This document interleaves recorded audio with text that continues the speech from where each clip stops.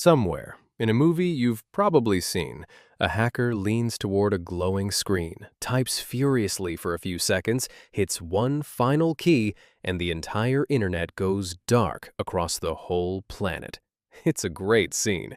It's also complete fantasy. Because here's the truth that almost nobody realizes. There is no off switch for the internet. No button, no master server, no secret room where a single lever shuts the whole thing down. So could you actually do it? Could anyone, anything, switch off the internet for the entire world in a single day? The real answer is one of the most surprising and reassuring stories in all of modern technology. And to understand it, you first have to understand a mind-bending fact about what the internet actually is. Because it's not what you think it is at all. Here's the first thing to wrap your head around. The internet is not a thing. It's not a place. There is no giant central computer humming away in some bunker that runs it all. The word internet literally means internetwork, a network of networks. It's millions of separate, independent networks. Every company, every university, every internet provider runs its own, all voluntarily agreeing to connect to each other and pass data back and forth. Picture it less like a single machine and more like the global road system. There is no master control room for all the roads on Earth. Roads are just built by thousands of separate authorities and connected at the edges, and traffic flows across the whole thing without anyone being in charge of the whole thing. The internet works exactly the same way, and that single fact, that nobody is in charge of all of it, is the first and biggest reason you can't just turn it off. To kill it, you'd have to find and switch off millions of independent pieces, owned by different people, in different countries, all at the same moment. There's no one plug because there's no one machine. And it gets better, because the internet wasn't just accidentally decentralized. It was deliberately designed to survive destruction. Its earliest ancestor was built during the Cold War, and the engineers had a specific nightmare in mind. What if part of the network got physically wiped out? They needed a system where, if you destroyed a chunk of it, the messages would simply find another way around. So they built it to do exactly that. Data on the internet doesn't travel as one solid block down one fixed road. It gets chopped into tiny pieces called packets, and each packet finds its own path to the destination, where they're all reassembled at the end. If one route is blocked, the packets automatically reroute around the damage, like water flowing around a rock in a stream. This is the internet's superpower. It treats blockage and destruction as just another obstacle to flow around. So when people imagine taking it down, they're imagining attacking something that was engineered from its very first day, specifically to keep working even while parts of it are being destroyed. Okay, but if it's so impossibly decentralized, then how come we keep hearing about entire countries going offline? Because that part is real, and it's where the story gets genuinely interesting. Whole nations have gone dark. Back in 2011, Egypt, a wired country with over 20 million people online, essentially vanished from the internet. And it happened in a matter of minutes, just after midnight. For 5 days, a country was almost entirely severed from the global web. A year later, another country dropped off the map too. And these weren't science fiction, they really happened. So if a whole country can be switched off, why not the world? The answer is hidden in exactly how those shutdowns worked, and why they only worked there. The secret is something called a choke point. Here's the thing. Even though the global internet has no center, individual countries often do have a narrow neck. In some nations, all the connections to the outside world funnel through just a tiny handful of companies. Sometimes companies the state controls, sometimes just a few cables entering the country, and that creates a pressure point. The countries that went dark didn't have their cables physically cut. Instead, the few companies controlling those connections were ordered to do something subtle but devastating. They essentially erased the country's address from the global map. Imagine if every road sign and every map in the world that pointed to your town was suddenly wiped blank overnight. The roads would still physically be there, but no one outside could find their way in, and no one inside could find their way out. That's roughly what happened. By withdrawing the routing information that tells the rest of the world, here is how to reach us, a country can make itself effectively invisible and unreachable, even though all its wires are perfectly intact. A few keystrokes, a handful of cooperating companies, and a nation disappears. And this isn't just history. It just played out on a scale never seen before. The most extreme example in the entire record of the Internet unfolded in Iran. Beginning in early 2026, Iran imposed a nationwide blackout that became the longest and most complete national Internet shutdown ever measured. It lasted 88 days, more than 2,000 hours, before it was even partially lifted, with the country's connectivity crushed to around 1% of normal for much of it. Not 1% slower, 1% connected. A nation of roughly 90 million people, almost totally sealed off from the global web for nearly 3 months. And it shows you both how powerful a choke point is and what it costs. The economic damage was estimated at tens of millions of dollars every single day, piling up to something on the order of nearly $2 billion in losses. Hospitals were left operating in an information vacuum. It was, by every measure, a record. The first time a fully connected nation reverted almost entirely to darkness. And yet, here's the part that matters most for our question. Even with the full force of a determined state pouring everything into it for nearly 3 months, they still couldn't make it perfect. Pieces of connectivity flickered on the edges. People physically crossed the border into neighboring countries just to get online. Others reached for satellite internet beamed directly from space, bypassing the country's cables entirely.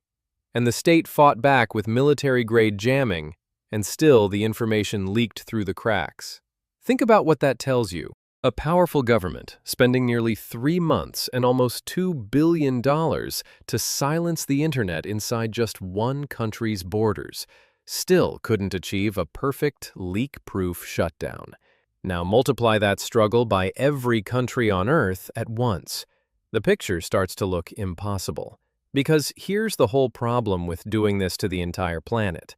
What made those national shutdowns possible was the choke point, a small number of controllable connections. But the world as a whole has no choke point. There is no handful of companies that controls the connections between all countries. There is no government on Earth with the authority to order every internet provider on the planet to pull their routes at the same instant. To shut down the world the way one country was shut down, you'd need the simultaneous cooperation of thousands of independent companies across every nation, many of which are rivals, many of which answer to no shared authority, all agreeing to commit economic suicide on the same day. The thing that makes one country fragile, a single point of control, is the exact thing the global internet doesn't have. The world is, in effect, one gigantic country with no neck to squeeze. So, if you can't order it shut down, what about physically destroying it? This is where most people point to the internet's most surprising secret: the undersea cables. Here's a fact that genuinely shocks people. The internet you use, the calls, the videos, the entire global web, does not mostly travel through space via satellites. The overwhelming majority of all international internet traffic travels through physical cables lying on the bottom of the ocean. There are roughly 500 of these submarine cables snaking across the seafloor, some thousands of miles long, many no thicker than a garden hose, quietly carrying almost everything that crosses an ocean. It feels absurd. The entire digital age, the cloud, streaming, global finance, runs through fragile glass threads lying in the cold dark at the bottom of the sea. So surely, you might think, that's the weak point. Cut the cables, kill the internet. And cables do get cut, far more often than you'd ever guess. Ship anchors drag across them. Undersea landslides snap them. They get damaged, something like a couple of 100 times every single year. And here's the punchline: you almost never notice. Why? Redundancy. There isn't one cable between continents. There are many, running along different routes. When one is severed, the traffic instantly reroutes through the others. exactly like those packets flowing around a rock. To actually cut a continent off, you wouldn't snip one cable. You'd have to find and sever dozens of them, scattered across thousands of miles of open and deep ocean, many in locations that are hard to even reach, all within the same window, before repair ships, which are constantly out there fixing breaks as a matter of routine, got to work. The scale of that is almost incomprehensible.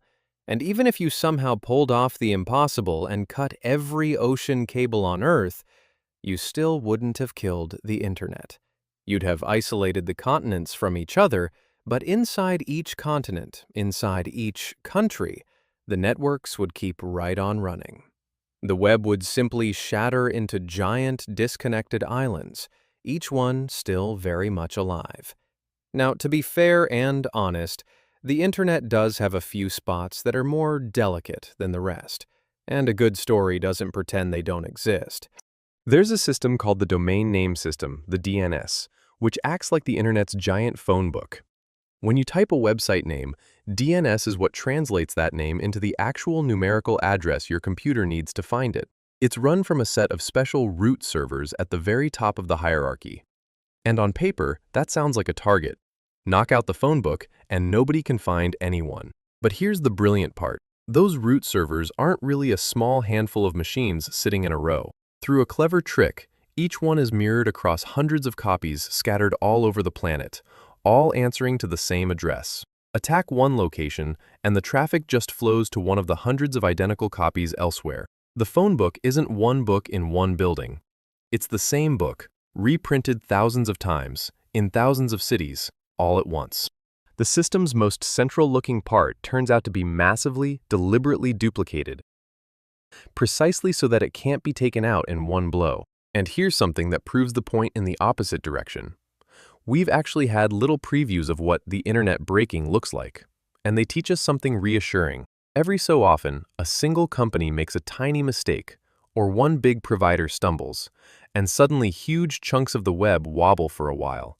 Popular sites and apps flicker offline all at once, and for an hour or two, it feels like the internet itself is dying. These moments scare everyone. But look at what actually happens next. It comes back. Fast. Because these wobbles are almost always one company's slice of the network failing, not the network itself. The rest of the internet keeps humming along, routes around the wreckage, and the broken piece gets patched, usually within hours. Every one of these scares is, in a strange way, a live stress test, and the internet passes it every single time. The thing keeps proving it can absorb a serious blow to one of its biggest pieces and shrug it off. That's not the behavior of something with a single fatal weak point.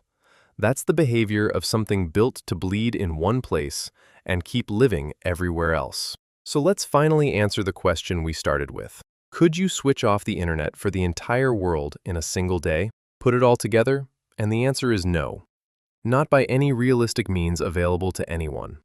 You can't order it off because no one is in charge of all of it.